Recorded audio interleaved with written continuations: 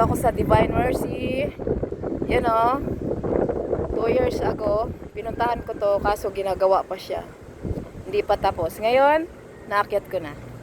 Wow, it's amazing. Look at this. What's that? Sa kabilang side rin. Tara. Yes.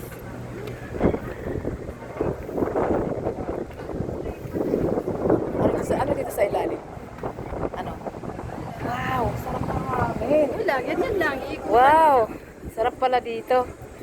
Ate Shi, hi, Ate Shi. My best friend.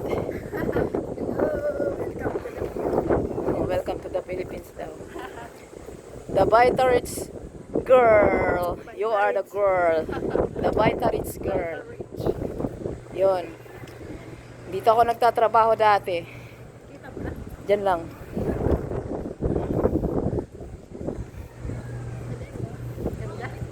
Wow. Sarap nga dito, hangin. Nakaka-relax. Oh. Ayun yung pinaka-main ng Divine Mercy, yung simbahan. Tapos nandito kami sa baba, sa bukid. Oha. Ang lawak kasi nito yan, lawak. Nakunin mo na yung pinaka-statue.